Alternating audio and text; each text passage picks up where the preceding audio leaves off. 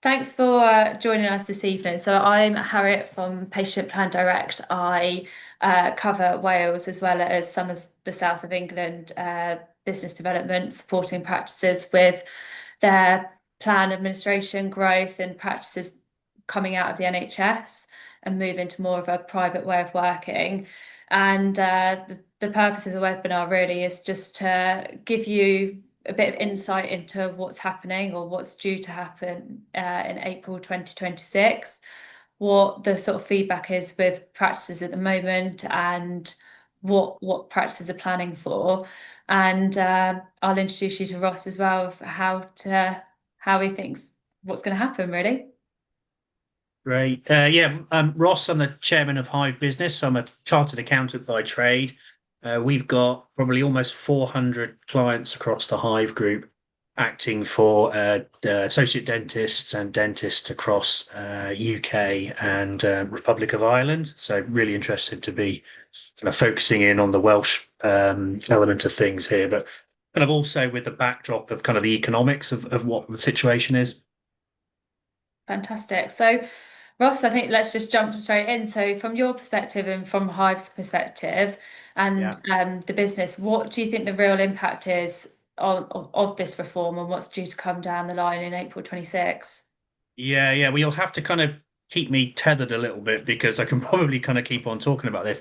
I think, although this is obviously kind of a massive catalyst, I'm sure you're probably kind of seeing that from your customers as well. Like the general trend line, I suppose, is fairly kind of methodical of what we're seeing in dentistry, which is, like a massive, real kind of economic tightening of profitability in dental practices. So, the big question for me is that whether this is the straw that breaks the camel's back.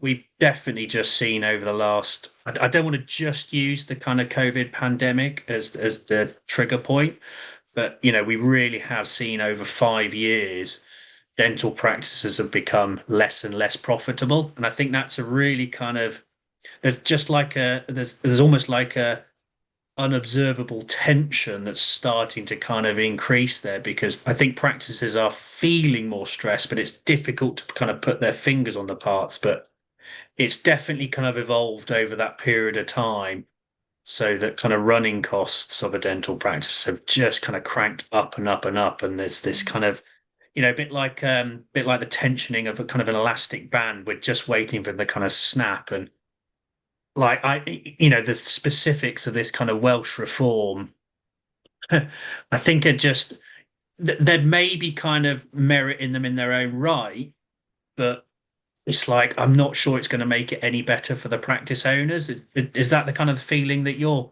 getting from your conversations from practice owners?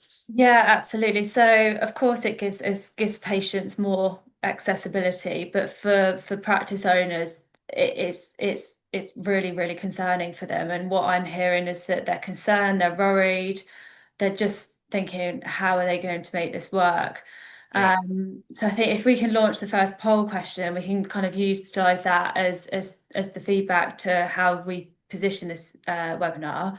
Yeah. It's really how confident are you as attendees about the financial future of the practice under the new reform or proposed reform? Yeah, people are voting.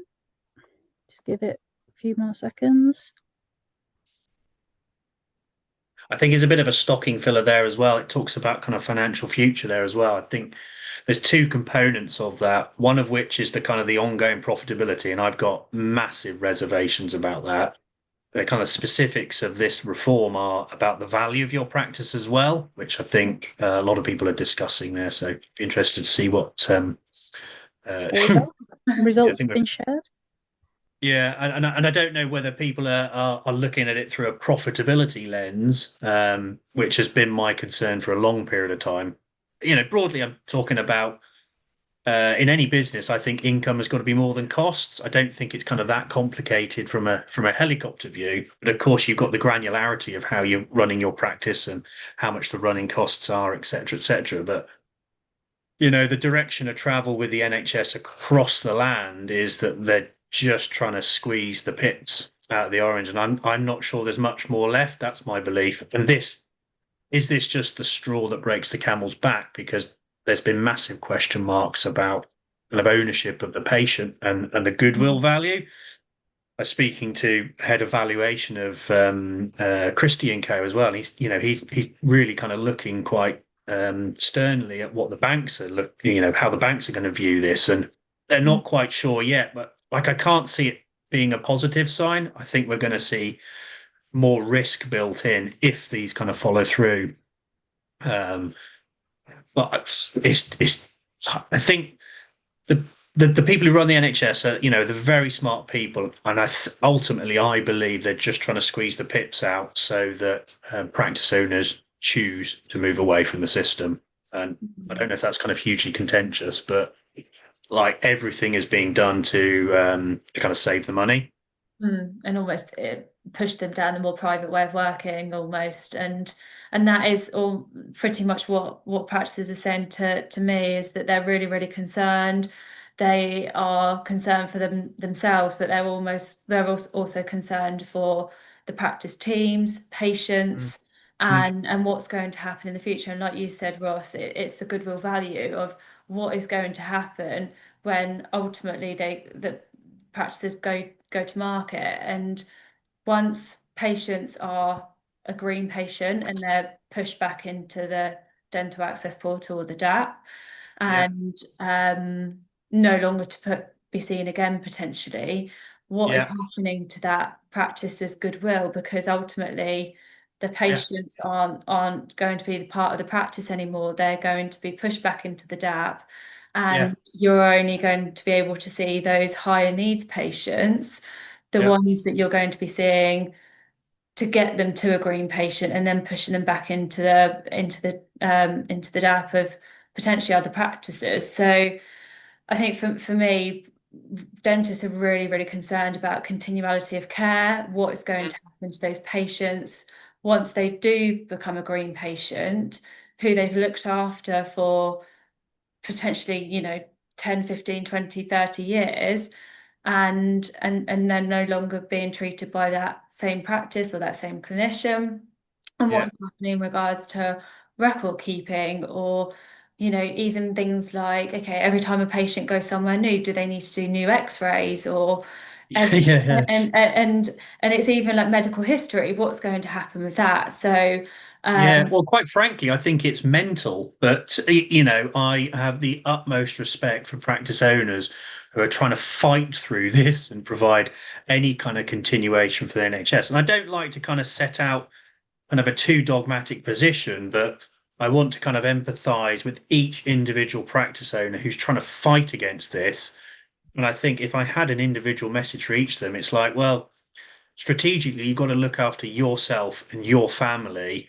You've got to really want to kind of do, continue kind of care under the NHS to battle through this. And that's before we even kind of look at the general economics of running an NHS practice, which is getting tighter and tighter and tighter. So you've got this deck of cards, which is just kind of stacking up against you. And I think my message is that there's, it really is kind of difficult. And, you're going to get to some point, I'd imagine, where you look at it and kind of go, God, you know what? It's just not worth it. And I wouldn't blame anyone.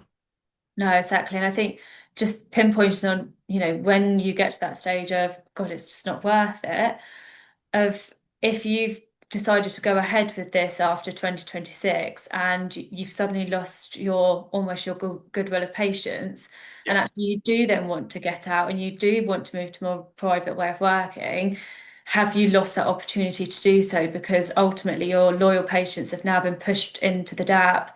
You're now being targeted on these higher needs patients, and actually who are you trying to promote a plan or a private pay-as-you-go basis place? Who are you actually targeting? Because now you've lost that opportunity to retain those patients because you've missed the boat almost. So well, you've got one big customer, and it's kind of accountancy 101 in the training, that you've got one big customer. They've got the power and you don't. And like, I don't want to say if it's a good or bad system. I'm not qualified to kind of talk about that. But what I can say is, if you've got one big customer, you are beholden to them. So there's a massive element of risk in that. that I believe should be acknowledged at this point in time. And, if you're looking to prepare an exit plan, whether it's in 2 years, 5 years, or 10 years, you shouldn't forget that you're going to need a customer to buy your practice off you as well. So it's not just your perspective on it. I think there's an increasing risk of your buyer looking at it and kind of going, that business is not the model I want. And they'll have a differing perspective to you, even if you've worked really hard on your business for however many years. And even if you believe you can kind of swim upstream and persevere through these potential reforms or the potential kind of tightening, you're still going to need a buyer there as well. Absolutely. And like you touched on earlier, is the fact that that potential buyer might need bank funding, and are the banks going to want to lend the money for these sorts of practices? It's very much of an unknown at the moment, isn't it? Yeah, we simply don't know. I tried to get some early steer on it, but I don't think they'll. We just have to kind of see what happens when it arises. And even if it's not an outright no, let's say with funding, it might be the banks reflect extra risk that's required in it. So your buyer might need to come up with, a 30% deposit instead of a 20% deposit, and that will impact the market. It sounds like I'm being utterly negative towards it. I'm not necessarily trying to be utterly negative or dogmatic about it.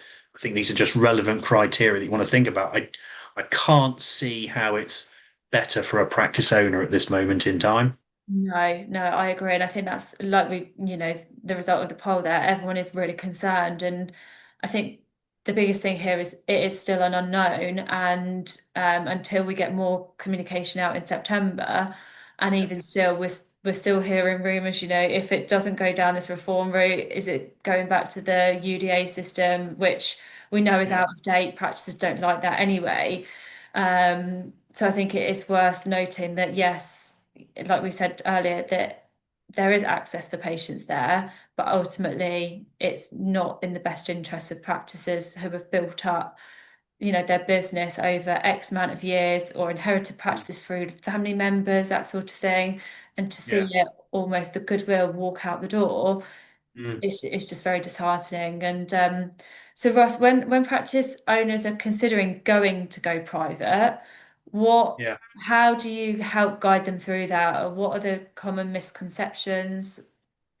Yeah, I mean, there's I think the starting point for me is always to get kind of a real deep understanding of the field position. So actually, almost one of the criteria we discuss with our kind of customers when we're starting to work with them is, are you trying to run a profitable venture? And I believe it's okay for a practice owner to be profitable.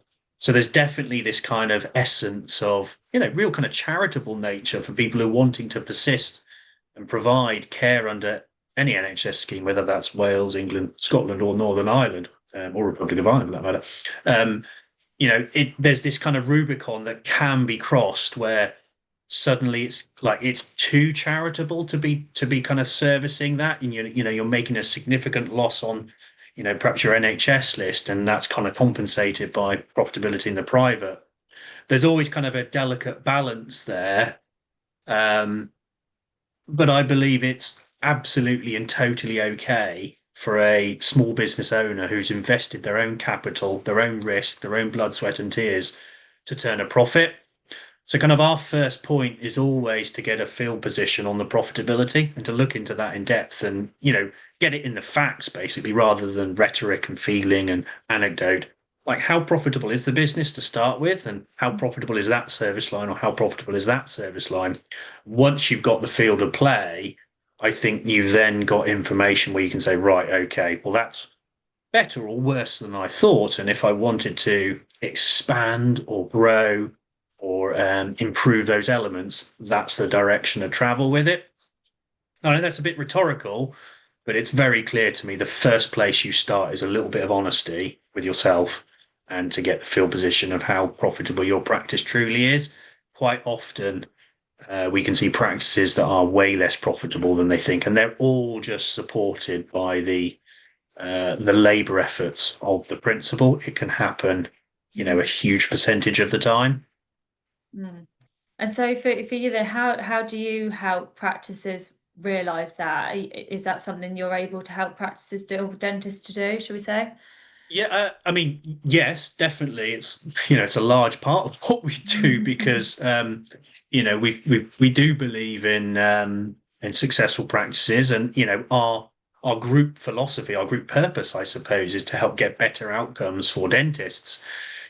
However you might define that, that's what we're trying to achieve. And if they're saying we've got concerns about the NHS profitability, then of course that's a part we're going to look at. I think in terms of, okay, once we've got that kind of field position, what would a practice then do? And let's make an assumption for a moment they want to, move into a privatization kind of more sternly. And of course, the strategy changes quite a bit. And, it absolutely does involve a really good plan because that can help de-risk the transition across. So I'd say there's two things. It's making that plan and de-risking the transition. You absolutely want to do that. I think the second part, which people almost overlook, I think you need to really define what it is your practice is designed to represent. So your brand position and the approach you're taking and the part of the market you're looking to target. It's like in theory that's optional, but in reality, it's the best return on investment you can ever get. If you can really refine what it is you're doing, what your practice represents, and the particular demographic your practice wants to represent, a particular demographic it doesn't as well. It's being very clear about who you're attracting and not attracting. You're really, really focused on all the activity that kind of comes after that point. Because, the reality is a private practice is different to an NHS practice. So we've got to deal with that kind of evolution, and having a very clear definition of what you're trying to achieve just kind of helps all decision making from that point in time.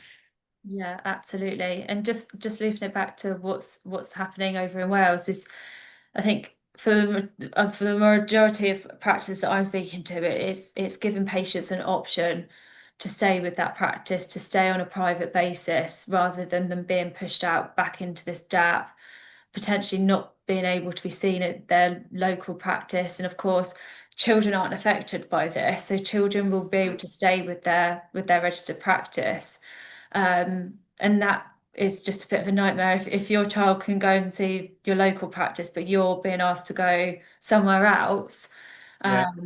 For just normal day-to-day lives, that's quite frustrating, isn't it? So, I mean, it just looks like mayhem. I watched your last webinar, and the practice owner you had on there articulated it amazingly well. Like, I don't know how people were dealing with it, but because of this, and we know the rules aren't kind of definite yet at this point in time, but the point is they're potentially going to come in. So, okay, I'd say a knee-jerk reaction would be a little bit unfair, but I definitely would be trying to secure your patient list because, okay, if there's a 50% chance of it happening, that's enough to kind of take action because you just don't want your patients walking out the front door.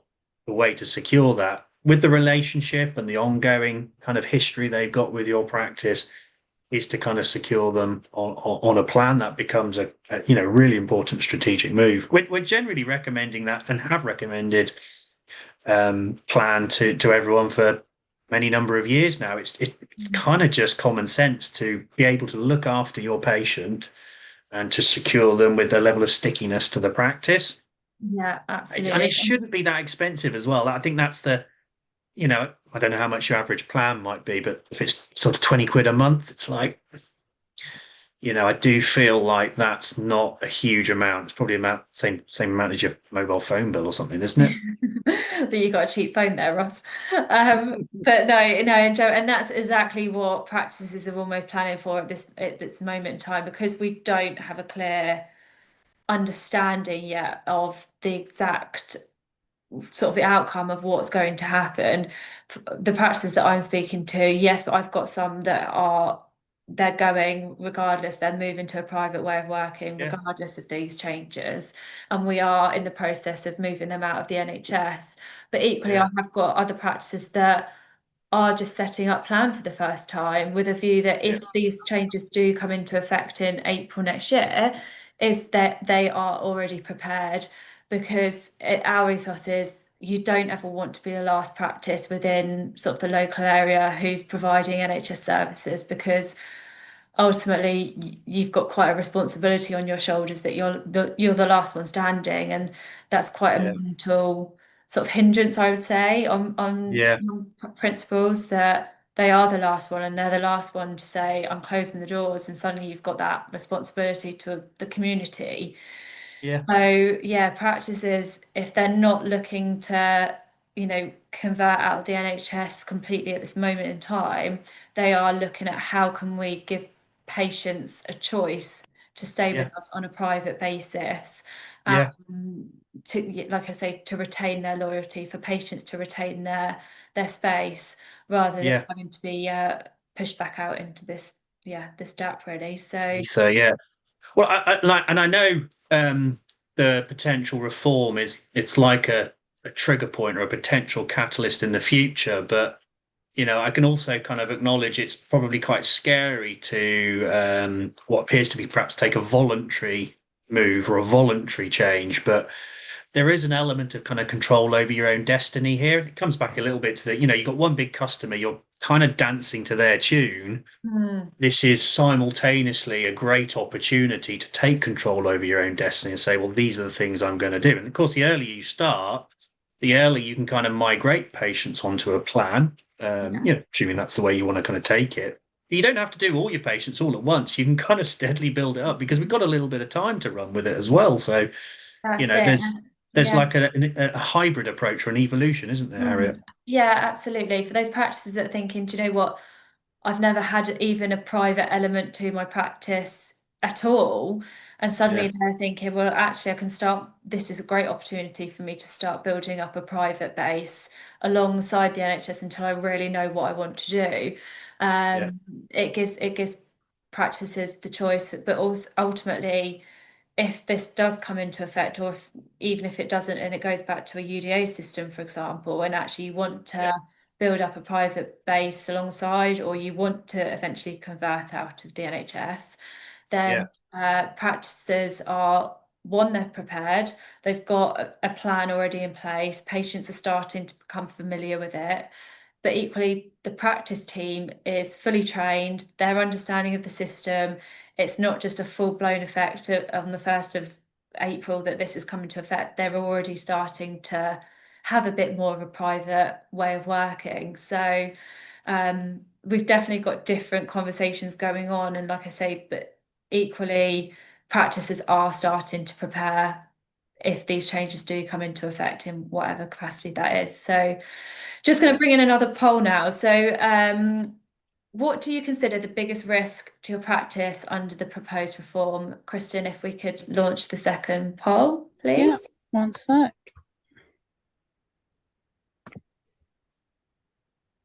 There we go. We'll just give you all a Just few give you moments to 20 mark that off. seconds. Thank And I you. see that Nigel Crossman, he's just had a question there. Can you see that? Oh, Yeah, on the poll, just for everyone, you can choose multiple options there as well, I hope. Yeah, you can.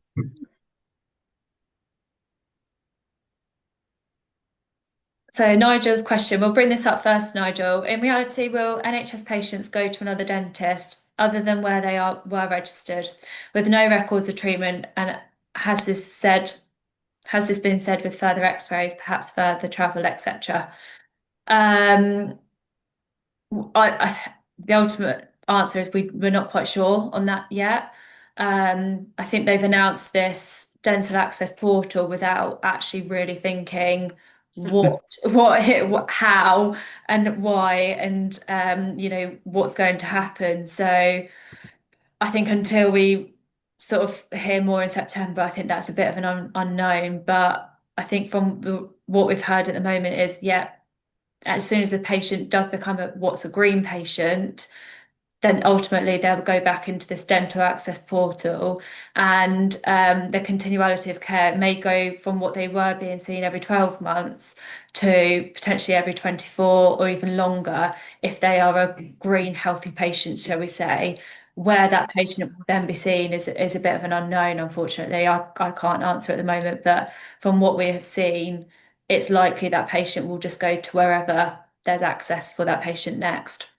There's another interesting kind of dynamic in there that, again, I kind of don't know the answer to, but an equal question might well be, okay, well, that particular patient, they've got to suffer some kind of inconvenience, some kind of travel to get to where they've been allocated their kind of next treatment.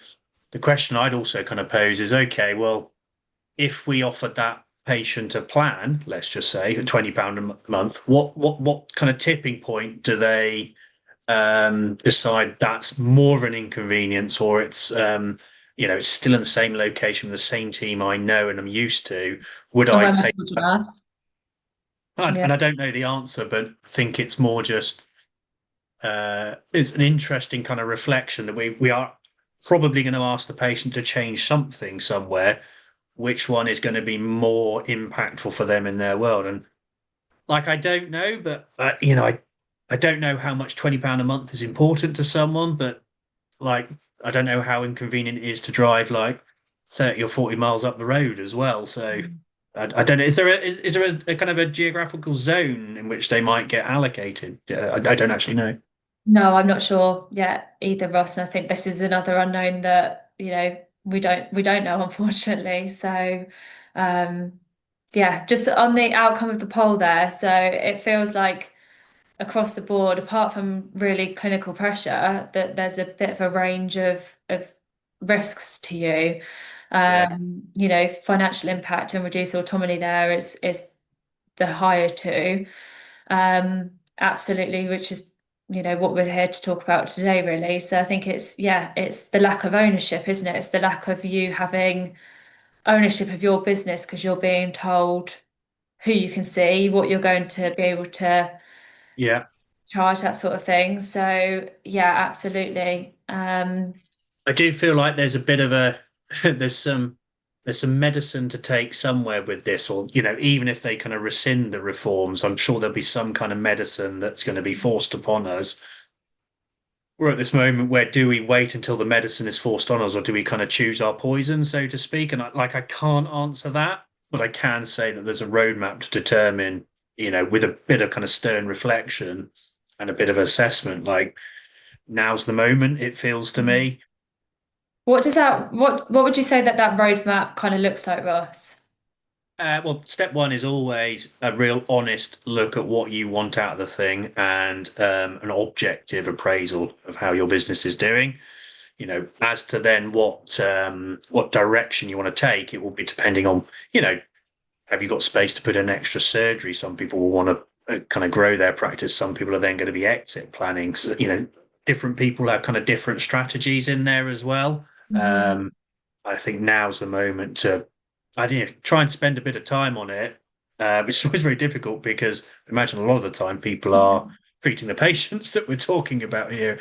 But there's an individual involved behind every kind of circumstance, and I've got to think of them, their financial position, and their life, and their family, and I think that's got to come paramount. Absolutely. And I'm just going to talk about just practices that have already moved their business to a more private way of working. Yeah, how much have you found that people are taking action to this already? Yeah, so like I say, Ross, I've got a few clients that have 100% they're going down the route of they will be handing back their NHS contract. And actually, regardless of whether this change comes in or not, this is, like you said earlier, this is the straw that's broke the camel's back. They are going no matter what. Yeah. And they will be utilising a plan to be able to do so, both in a plan only capacity as well as plan and private pay as you go basis as well. So with regards to like the going down the plan only route, that's where practices are saying you can stay with this practice, but you have to be a plan member. So the only option to stay with them is by joining one of their membership plans, and that's where we would come in and help sort of set that all up, do all the training and make that a success. As well as practices that have decided to do offer patients plan and also private pay as you go basis as well. So yeah, we've definitely seen some practices do that. Like I said earlier, there's been some practices that are preparing. So they are setting up plan alongside their NHS contract to be able to provide patients with an option to secure their place and stay with the practice on a private basis. with a viewpoint that these changes will come in and the practice is already prepared and like I say, the team is fully trained and patients can secure their place. Practices that have done this switch coming out of the NHS even prior to these changes have done so very successfully, and practices which potentially didn't think that they were going to make it a success as they have done have done so very successfully, and there's so many sort of varying factors that come into this, and it's not a decision that we would advise practices to take lightly. Use this, somebody like yourselves to help plan for this, especially and use a plan like ourselves involved as well to give patients an option, a sort of what I'd say is an affordable option to patients to move to a private way of working by being a plan member. And there's so many advantages for patients to be on a plan rather than having to pay as you go, as well as practices, the advantages of practices to have plan patients rather than just normal pay as you go patients. So yes, practices over in Wales as well as obviously England, Scotland, they've done it very successfully. They've moved out of the NHS with the support of accountants, with the support of a plan, to make it a very successful move. And the first thing that we would look at is it viable for the practice to move out of the NHS? And we do that by analysing the financial information and the patient numbers and NHS availability in the area. Will it actually work if the practice hands back their NHS contract? Because ultimately we want to make sure that them moving to a private way of working is going to be successful. So various different ways of which practices can do so, but having the support of financial advisors, plan help like ourselves is very, very important. And make sure that the planning is there, and it's not a quick process. You have to give the NHS 3 months notice. However, once this reform comes in, it does change to 6 months. So there is a bit of a longer time period that you would have to give notice to the NHS to come out of the NHS. So there's a lot of planning involved, but equally we need to make sure it's a viable move for that practice to come out of the NHS. But equally, if it is a viable move, then you've got our support as well as probably, your support as well. Yeah, I mean, from my experience as well, it's like rare that I hear anyone say, "Oh my God, converting to PAN, that was a bloody nightmare. I wish I'd never done it." Quite often, like it's more the other way, like, "Oh my God, this is so much better. I can provide more of the care I want. I wish I'd done it sooner," was probably the sentence. Yeah, that is exactly the sentence that we hear. I wish I'd done it sooner. And the support that we provide practices through that period of them coming out of the NHS, and we're in the practice with them for that couple of weeks to handhold them through that busy period to make sure that they are fully supported as well. But it's absolutely what we hear, Ross, is I wish I'd done it sooner. Yeah, cool. I've just seen we've got a little question there as well. So thanks, Nigel. That's all right. Someone's asked, with a degree of uncertainty, would you recommend that dentists review their current financial commitments, i.e. bank loans, to get ahead of the curve and refinance onto a longer term to cover them? I think I'd say it's a little bit, you're kind of treating the symptom, not the cause of the issue there. So I like partially implicit in that is that the business sounds like it's not profitable enough, and we've got to be prepared and reduce our kind of exposure to bank debt. Like, I'm honest with you, I'd much rather deal with the profitability of the practice and have the bank loan be less of an issue. But having said that, yes, if there's an option to renegotiate the bank loan, but I think whether that's going to be better or worse is going to be driven more by kind of bank interest rates and availability at the time. And of course, if you've got an exit clause, you might be paying 20 grand to kind of pay that early. But I think, we've got to be careful we're not patching up the symptom rather than dealing with the root issue. But I think we can do both. We're reaching September quite quickly, and hopefully we should hear more about what the outcome of the consultation is. And we will be looking to host another webinar just to pick up on that once we do hear the outcomes. I like to try and be positive about anything. I'm not dogmatic that everyone should exit the NHS, but what I do think is that people should take this kind of trigger as an opportunity to review the situation and be proactive and take kind of action rather than kind of let external factors dictate the path of travel. That's one of the good things about private dentistry, is good and scary. It's that you're in control over your own destiny, which can be great if you don't like dancing to the NHS tune, but it can be scary because you have got control over your own destiny. So the buck stops at you. I also think as well at the moment there's quite an activity with the media, and actually that media is actually helping practices at the moment. Before, a practice would come out of the NHS and you'd be the big bag dentist that was just the money grabbing dentist. Actually, the media at the moment is helping you to deliver that message of why you're coming out of the NHS is because you're almost being forced out. You want to give patients the options to stay with you, otherwise, they're not going to be able to. So ultimately, you could kind of use this to your advantage, like Ross says. You're at the moment you're in control. Unfortunately, after potentially April 26, you're not quite as in control as what you are now. So taking this opportunity to review, reflect, make some changes, implement something to help you in the future, it may be worth having that thought process around it. But definitely the media is helping practices to deliver the message to patients at the moment. So definitely better than it's ever been. Rightly or wrongly, I think most people kind of don't really like what Rachel Reeves is doing. Whether that's about as good a PR position as it can be. Absolutely. But if anybody wants to ping us over, any messages after us or any questions after, then feel free to reach out to either myself, Ross. We'll happily sort of come back to you directly. But otherwise, it looks like I think that's it for this evening. But thank you so, so much. And Thank you, Harriet. Appreciate it. Thanks, guys. Thanks, everybody. Cheers.